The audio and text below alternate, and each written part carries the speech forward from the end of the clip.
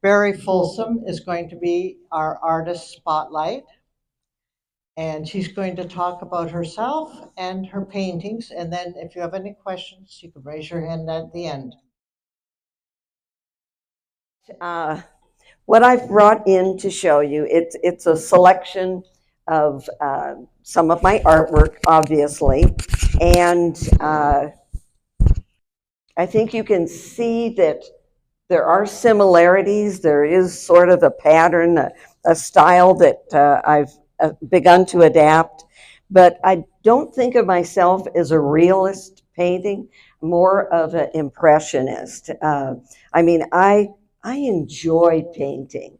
And one of the things I do is I don't strive for a perfection. I want to create my own world, my own universe, not what I'm always visually seeing, whether it's when I'm painting on location or looking at a photograph.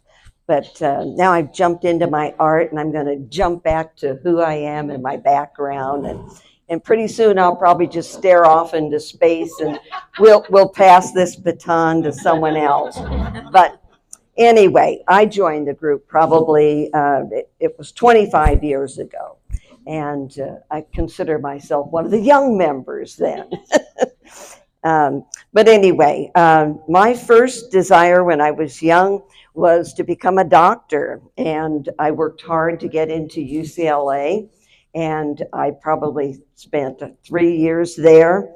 And I always took an art class. And that actually was where my gifts were, art and acting, but I chose to be in medicine. And, you know, I managed to get through all these chemistry classes and whatnot, but I did enjoy my zoology classes. But then I also met a young pilot, Navy pilot, and he said, marry me and I'll take you to Japan. And I thought, that sounds a lot better than what I'm doing right now.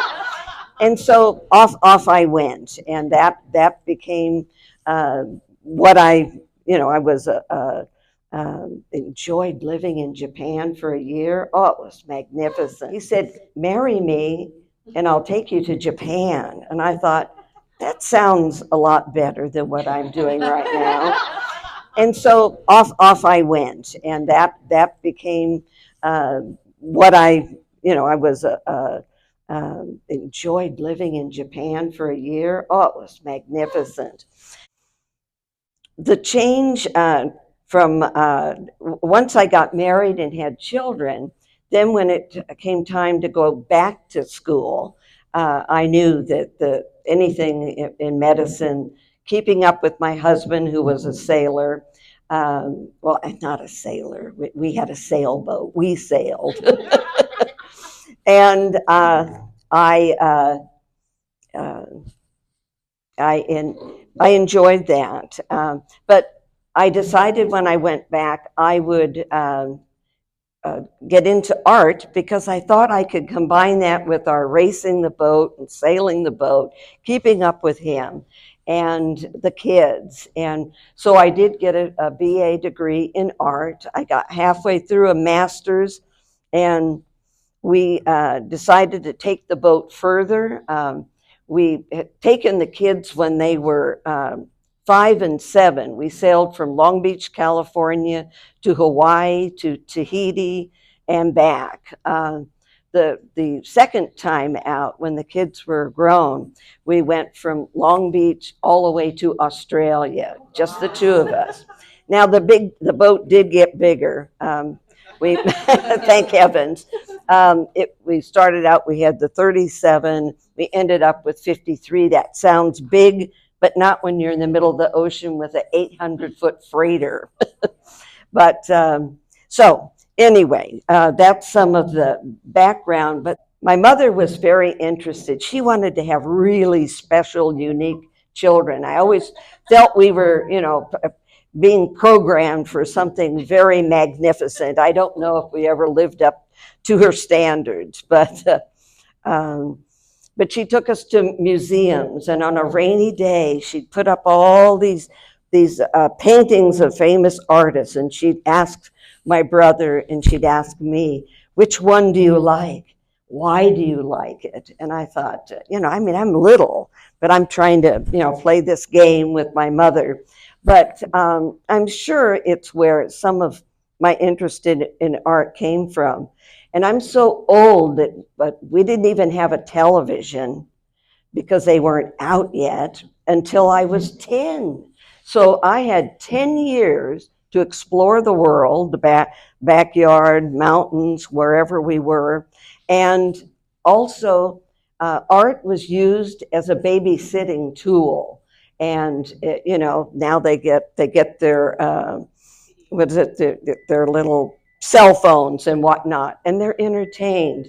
But so we were always drawing. My brother and I were always drawing. We were always painting, and it kept us quiet so the big people could have their cocktails and not have child chit chat. So anyway, what I brought to you, it's like as I said, it's like a cross section. But because I mentioned, people probably wonder, why is she always painting those palm trees? And good grief.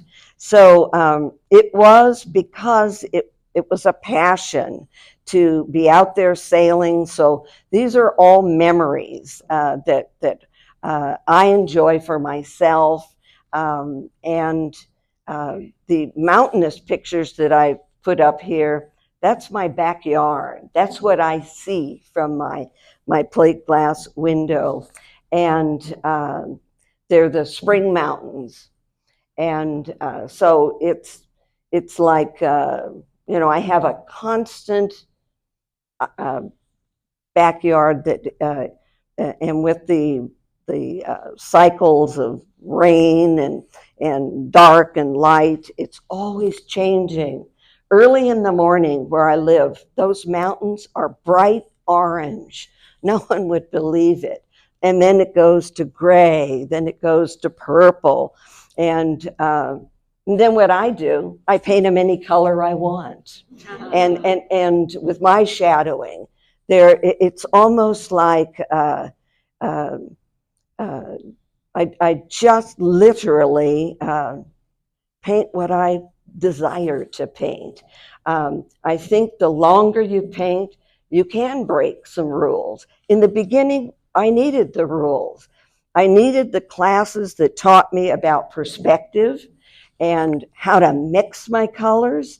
And after that, then I think it's just, we enjoy our painting for ourselves. Have I sold paintings? I had a one-woman show many years ago in town. And there's a funny aspect to it. I saw the room that my paintings were going to be in, and I thought, good Lord, they're going to be dwarfed in this room. So I went out and I bought, what do they call it? Elephant sheets. And I painted 5 large elephant sheet pictures and paintings on the paper. And I realized I can fill this room up. And so I went to the half sheets, and it really was quite a nice show. And I will say this because it's never happened again, but I sold one painting for $2,200. It's never happened again. But it showed me that there's a possibility, to sell art, but I never really wanted to. They're my children. And the good part is my children enjoy the artwork. And so their houses are filled with original Barrie Cooke Folsoms. And for me, that's really good enough. I think when I was young, there was that idea and dream, to be famous. Can you imagine how devastating fame is in terms of your being able to come and go and be? In fact, I took some of my paintings, this was probably 10 years ago, I took some of my paintings to the Wyland Art Gallery on the strip. And I was invited into this room, and like this, I put my paintings out, and they started mapping out. They started mapping out this future. And they said, we want you to do a demo in this building right across from us. And then there'll be copies, and there'll be this, and there'll be that. And do you know what I did? Absolutely nothing. So maybe that's my part of my story. I think that for me, my art is for my own pleasure. I'm really grateful when other people can climb into a painting and say that reminds me of when I was traveling here or there. But I think I'm going to wrap it up now. Thank you. What? Oh, questions. Any questions? Yes. Barrie, how do you start? I love your art. It's just so wild to me. It's so brave.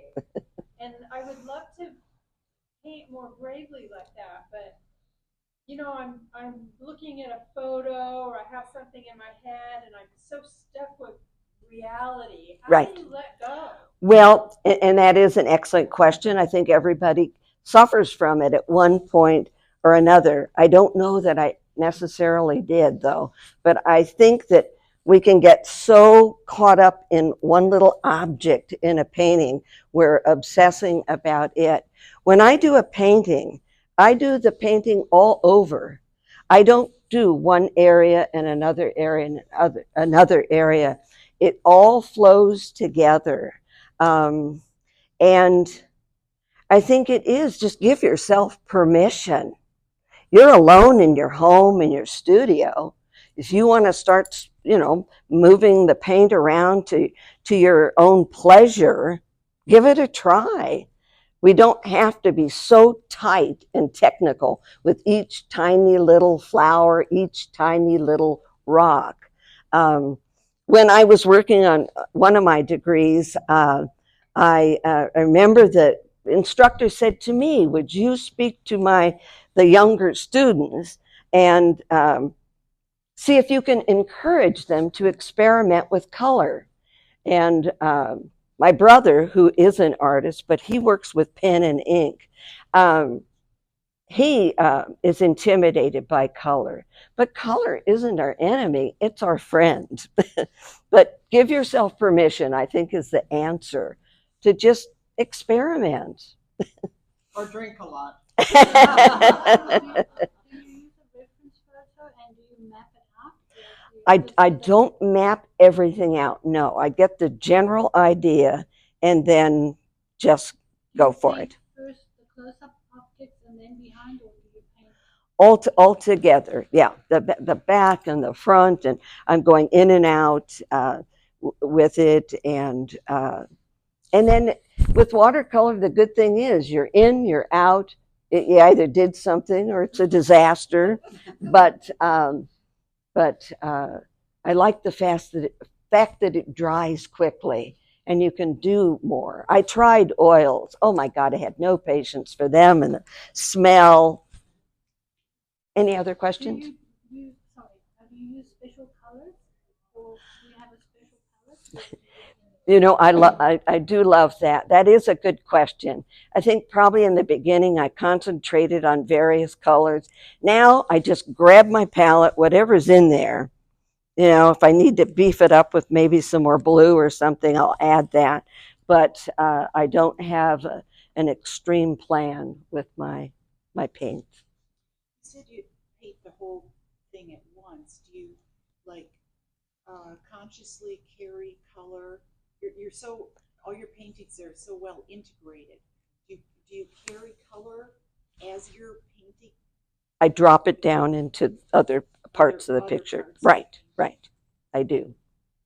I like my color not to be isolated and separated. I like them to come together. Barrie? Yes. Most of your paintings here are large, so it's like a big sheets, and I've never painted this large. Okay. Before. Well, How do you paint with a 300 pounds. So that, I mean, because literally, how do you put the tape on what to paint? Right. Well, I just tape right onto the table. Okay. But you don't have to stretch as much if you spring for more expensive paper. But I do have a paper story real quick. I bought these sheets. They were like, what, $10 a piece, $5, $7. And they rode around in my car, and they were just too precious to do anything with, too precious. A tire got loose and damaged all of them. So don't make things super precious. But don't be afraid of the big sheet, because you can fill it up. And sometimes a bigger brush. If you're using teeny tiny, I know I was working with my granddaughter. When she was young, she painted these gorgeous, wonderful, magical things. Then she got self-conscious and she went to tiny little brushes. And I kept pushing bigger brushes, because they hold more water, they hold more paint, and you're going to make a bigger mark. And that's going to help you fill up a large sheet. But I think Barbara remembers Carl Purcell. He made a comment once. I took one of his workshops, and I like his workshops because we don't all walk away with a painting that one painting looks like all the others. You can learn people's techniques from that, and I think that's great. But what I had put these little shrubs in there, and someone in the group called them, they look like eyelashes to me. And I always thought of it as one of my signature marks. So my signature marks were eyelashes. But if you have a chance to go to one of his workshops, he really does. He talks about line and shape, and but for those of you also have an understanding of perspective. That's what I get from a class. We need a formal background on perspective and mixing colors, and then after that, it's yours. It's your baby. What you're going to create.